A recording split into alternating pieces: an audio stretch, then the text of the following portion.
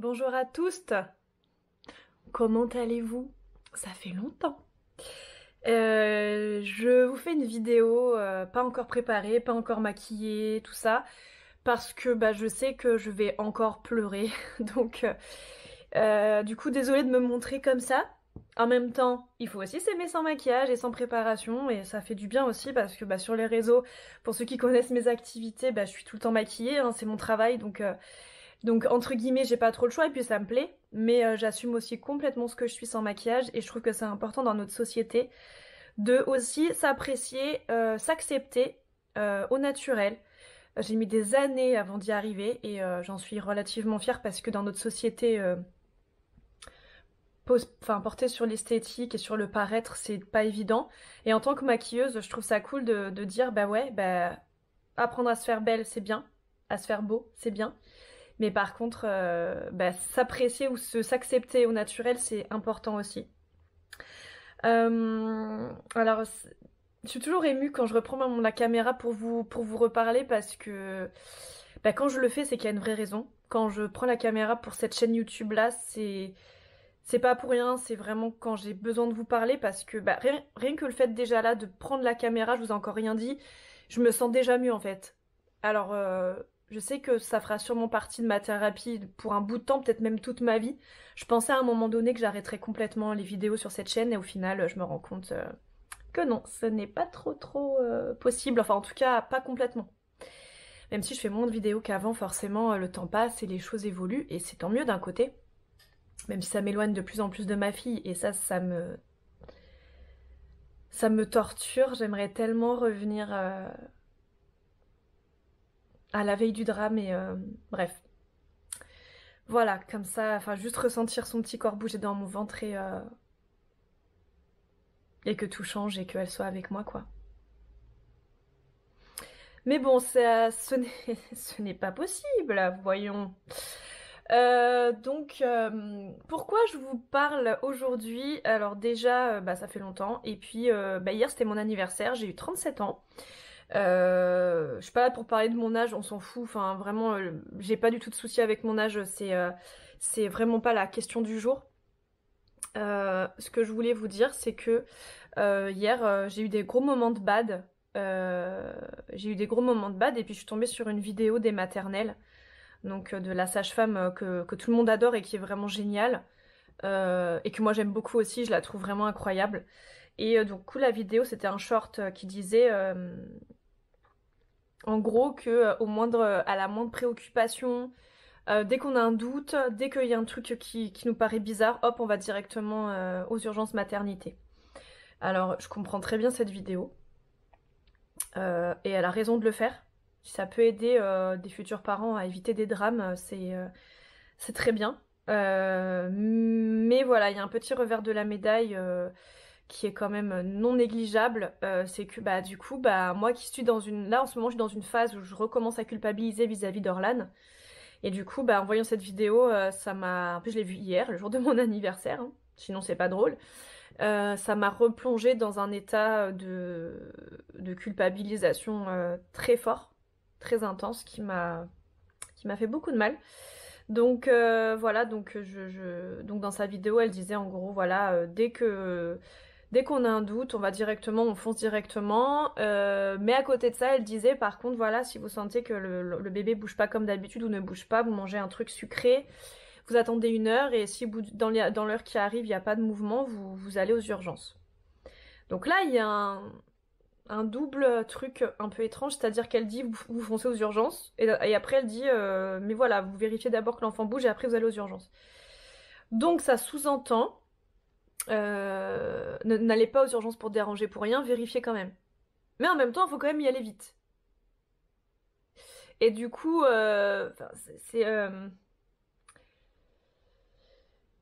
c'est comment dire, c'est hyper culpabilisant pour les parents qui ont perdu des enfants parce que soit parce qu'ils ont pas réagi, sont pas allés aux urgences tout de suite, ou soit euh, comme mon cas, qui était un cas un peu particulier. Pour ceux qui connaissent ma chaîne, j'ai pas besoin de vous réexpliquer, mais moi j'ai eu des contractions un dimanche soir. Les contractions n'étaient pas des contractions très fortes, elles se sont vite arrêtées et mon ventre était très dur et du coup je sentais ma fille très dure dans mon ventre et je sentais comme un poing comme ça ou comme un pied, je ne sais pas. Et du coup on m'avait dit voilà, après des premières contractions l'enfant peut être choqué et peut bah, du coup ne plus bouger pendant un certain temps ou moins bouger.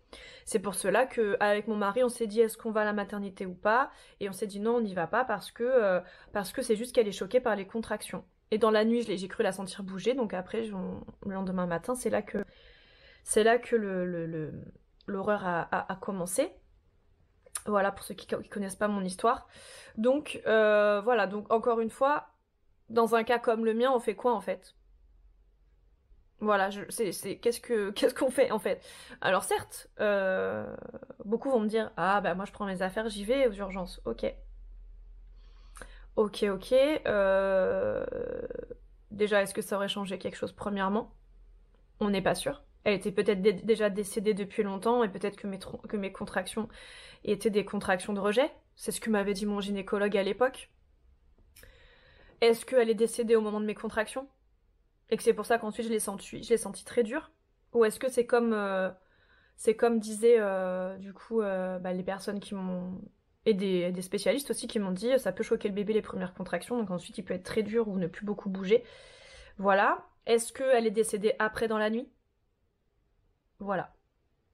Donc forcément, quand je vois un truc comme ça passer, bah ça me replonge dans une culpabilité. Alors moi, ce qui me fait vraiment chier là-dedans, c'est que ben, je serai jamais sortie de cette espèce de yo-yo où à des moments je vais plus du tout culpabiliser, je vais me dire bah c'est la faute à pas de chance et j'y suis pour rien. Et à des moments, bah je replonge et je me dis dans tous les cas, j'aurais dû y aller juste pour m'assurer que ça allait quoi. Donc je ne saurais jamais si... Déjà, je ne sais pas à quel moment elle est décédée, même eux ne le savent pas. Ils m'ont dit que ça pouvait être aussi bien depuis le vendredi que depuis le samedi, que depuis la veille, que depuis la nuit même, etc. Que pour eux, ça s'est passé dans la journée de dimanche ou dans la nuit de dimanche à lundi, donc au final, ça répond pas à la question. Ou alors ils m'ont dit ça pour me rassurer, pour pas que je culpabilise. J'en sais rien, je ne le saurai jamais. Euh, et c'est d'autant plus douloureux parce que bah t'as pas toutes les clés, t'as pas toute l'histoire de ton enfant au final. Déjà que tu maîtrises pas sa mort, et en plus t'as pas toutes les clés concernant ton enfant, donc c'est hyper frustrant. Donc je pense que ce besoin de contrôle que j'ai de plus en plus fort est dû à ça. Je pense très clairement que c'est dû à ça. Voilà, donc ça me saoule en fait de me dire que bah oui ok j'ai fait une thérapie médicamentée qui a quand même fonctionné, ça va quand même beaucoup mieux, mais il y a quand même des petits pics de culpabilité, de culpabilisation qui remontent de temps en temps et c'est vraiment vraiment vraiment relou.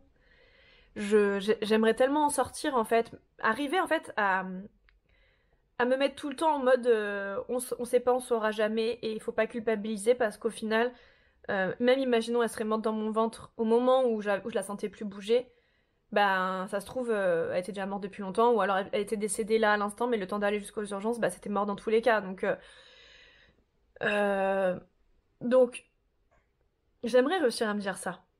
J'y arrive de temps en temps mais ça fait ça en fait, ça fait ça et ça me saoule parce que j'ai jamais l'esprit tranquille en fait. J'y pense beaucoup trop, enfin beaucoup trop. J'y pense beaucoup moins qu'avant, bien sûr que la thérapie m'a aidée, mais j'ai l'impression que là c'est en train de retomber un peu. Mais ça me saoule en fait. Ça me saoule. Et puis ouais, le temps passant, bah ça m'éloigne de ma fille de ouf. Ça m'éloigne de ma fille de ouf et ça me saoule. Euh... Ouais, franchement, c'est... Personne devrait vivre ça, je l'ai déjà dit, mais je le redis, personne devrait vivre ça. Et malheureusement, même en 2024, on n'est pas capable d'empêcher ça. On peut empêcher, bien sûr, heureusement, beaucoup d'accidents, mais quand des personnes arrivent à la maternité, qu'il y a un souci, qu'elles vont pour un contrôle ou qu'elles y vont parce qu'elles se sentent bizarres, là on peut. Mais pour des personnes qui ont rien vu venir, moi, dans l'occurrence avec des contractions, tu te dis pas mon enfant est décédé. Moi, des contractions, pour moi, c'est des contractions de pré-travail. J'avais pas mal, j'allais pas aller aux urgences alors que j'avais plus de contractions. Enfin, Vous voyez, pour moi, c'était logique en fait, et on m'a tellement dit à la maternité de pas déranger sans raison. Et, euh, et en fait, mon cas, il est tellement relou parce qu'en fait, il y a plein de choses qui font que j'aurais dû y aller à la maternité, et il y a plein de choses qui font que j'aurais pas dû y aller. Les choses qui auraient dû faire que j'aurais dû y aller, c'est le doute. Ah, qu'est-ce qu'on fait, on y va? Bah en fait, on n'aurait pas dû dire, ah ben non, bah en fait, on y va quand même. C'est le seul truc où peut-être on a fait de la merde. Peut-être, j'en sais rien. Et d'un autre côté, on nous a tellement rabâché, vous n'y allez qu'à partir de tant de contractions par toutes les tant de minutes, je sais plus c'est quoi les minutes, hein, j'ai oublié depuis le temps. Il faut, voilà, si ça dure plus de tel temps par séquence de telle minute, là faut y aller. Bah là c'était pas le cas. Et j'avais pas mal. Et en plus je suis pas douillette, du coup voilà, enfin. C'est quoi en fait? C'est quoi qu'il faut faire en fait? Et voilà, moi j'ai vraiment, en fait, j'ai écouté bêtement les cours de préparation à l'accouchement. Et j'ai écouté mon instinct, parce que moi dans ma tête, tout allait bien. Vraiment, si j'avais vraiment eu l'impression que quelque chose n'allait pas, qui était pas normal, j'y serais allée. Ou alors, autre chose que je me suis beaucoup dit, c'est que j'étais dans le déni, que ça se trouve, je savais déjà depuis longtemps qu'il se passait quelque chose de pas normal, depuis même le matin même, etc., ou même la nuit d'avant, j'en sais rien, mais que je voulais pas me l'avouer, et peut-être que du coup, je repoussais l'échéance de la souffrance que j'allais subir. J'ai pensé à ça aussi, parce que moi j'ai énormément d'instinct. Je je dis pas que je suis Madame Irma ou quoi, non, j'ai beaucoup d'instinct et dans ma vie je l'ai souvent écouté et ça a toujours payé.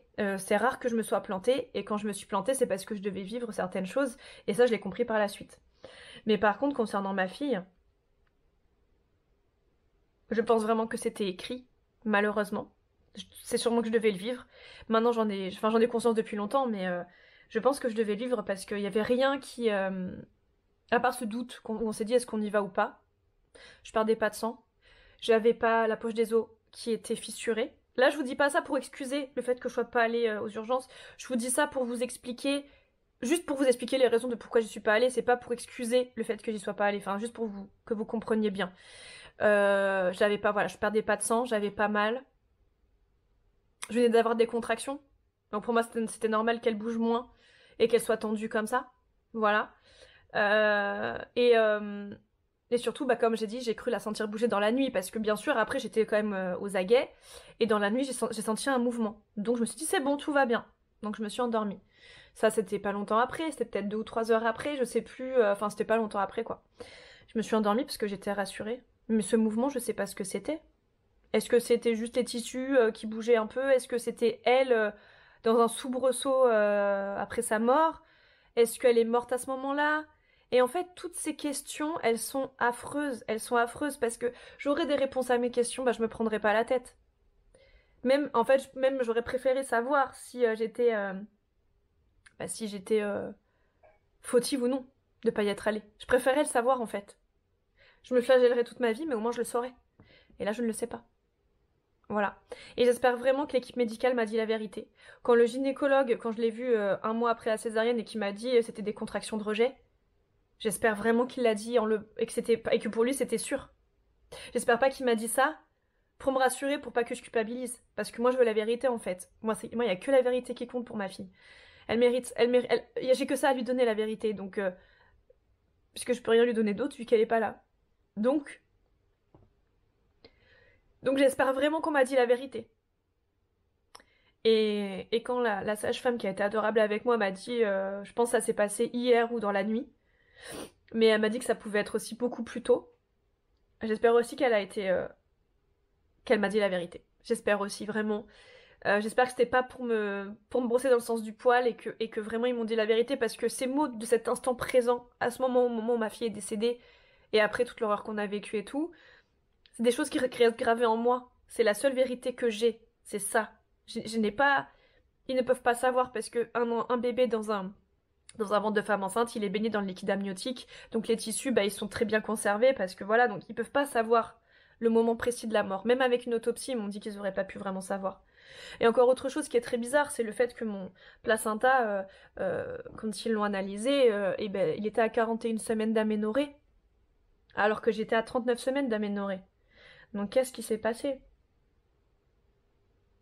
Ça se trouve, elle était décédée depuis plus longtemps et Parce que vraiment, ce truc de me réveiller le dimanche matin et de pas avoir faim, moi j'ai assimilé ça à c'est la fin de la grossesse, elle a peut-être besoin de moins de nutriments. Mais ça se trouve, elle était déjà décédée depuis la nuit de samedi à dimanche. Ou peut-être qu'elle était en souffrance. Mais comment je pouvais le savoir? Ça, par contre, là-dessus, sur la nuit de samedi à dimanche et sur la journée de dimanche, le fait que j'avais pas faim, ça m'a pas. Voilà, elle bougeait moins, certes, mais on m'a toujours dit en fin de grossesse, le bébé bouge moins. Donc elle bougeait, donc pas de souci. Voilà, En fait, c'est quoi, en fait? C'est quoi? C'est à quel. En fait, voilà, en fait, il faut y aller dès qu'on a un petit doute, genre ça a pas bougé depuis 5 minutes, hop, j'y vais. Ça se passe comment, en fait? En fait, c'est vraiment, le monde de la maternité, c'est un monde merveilleux, mais c'est aussi un monde de doute et voilà, ça se passe dans le ventre. On peut pas être sûr à 100% de tout ce qui se passe. J'ai même entendu, parce que du coup, bah forcément, j'écoute beaucoup d'histoires sur les réseaux aussi. J'ai même entendu des histoires de nanas qui disaient que leur bébé bougeait. Ils sont allés juste faire une échographie pour vérifier que tout allait bien, et en fait, bah, le bébé était en souffrance, et si elles n'avaient pas été pour l'échographie du mois, et ben ils auraient perdu leur bébé, quoi. C'est des trucs, en fait, on peut pas savoir. Donc t'as des gens qui ont de la chance comme ça, ils vont aller pour un rendez-vous, ou alors ils ont une illumination, ils y vont et basta, et tout va bien, ils arrivent à sauver l'enfant. T'as des gens comme nous qui vivent une grossesse absolument incroyable, merveilleuse, à qui il arrive ça, quoi. Avec le moment où ça s'est passé, et tous les éléments faisaient que tout était flou. On zigzaguait, on pouvait pas savoir. En fait, j'aurais pas eu mes contractions du soir et elle aurait arrêté de bouger, là j'y serais allée direct. Ça c'était évident, mais avec les contractions, pour moi c'était évident qu'elle se préparait à arriver, mais que ça allait prendre le temps, puisque c'était une première grossesse. Mes contractions me faisaient pas mal, elles étaient assez éloignées, c'est ok en fait. Et aussi je me dis, le gynéco il me dit que c'était des contractions de rejet, mais ça c'est pareil, alors, ça c'est pareil sur les réseaux. Enfin, quand on tape sur Google ou quand on va avoir des informations, il n'y a aucune info sur ça. Les contractions de rejet. J'ai regardé, j'ai aucune info. Parce que les contractions de rejet, c'est pas quand on doit accoucher, quand un enfant est décédé, justement. En plus, quand il m'a dit contraction de rejet, alors, je comprends qu'il me dise ça comme ça parce que c'est le terme, mais le mot rejet, alors, ouais, c'est le corps qui veut rejeter, on va dire, l'élément non viable, on va dire.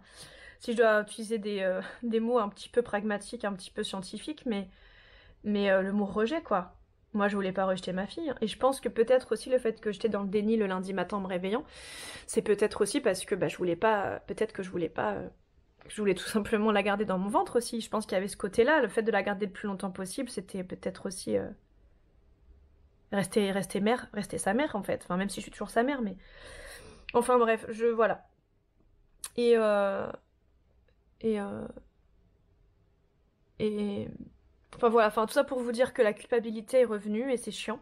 Par contre, je voudrais terminer sur une note positive puisque il y a quelque chose qui m'a émue, mais vraiment, mais qui m'a émue et que j'ai trouvé.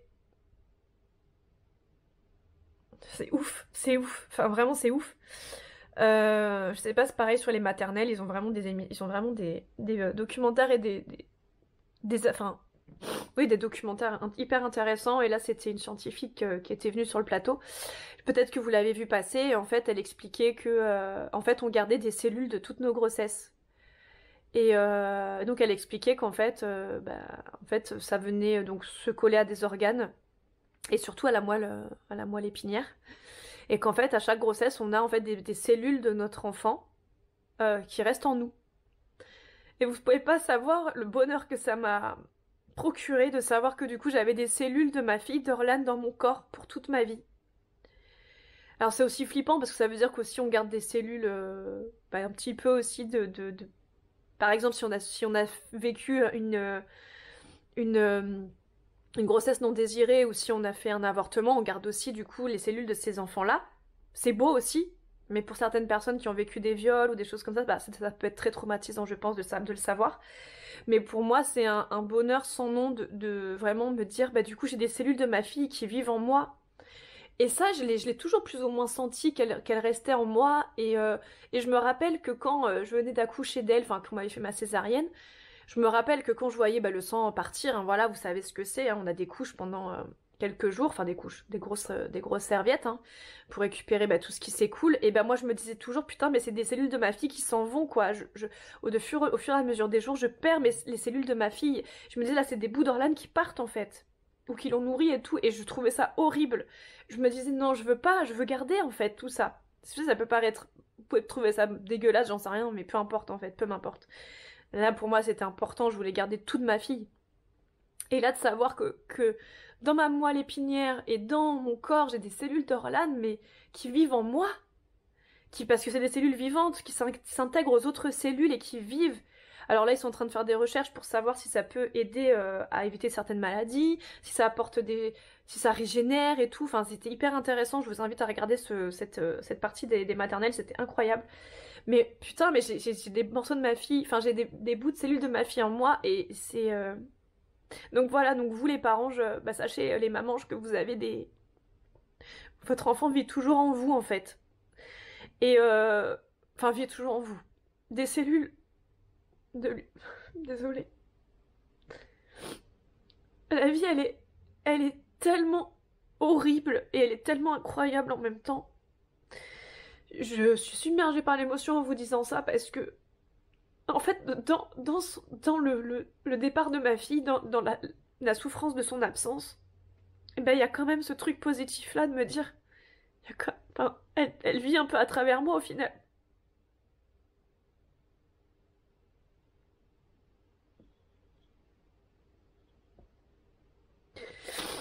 Pardon. J'ai... Là, on est le 30 janvier.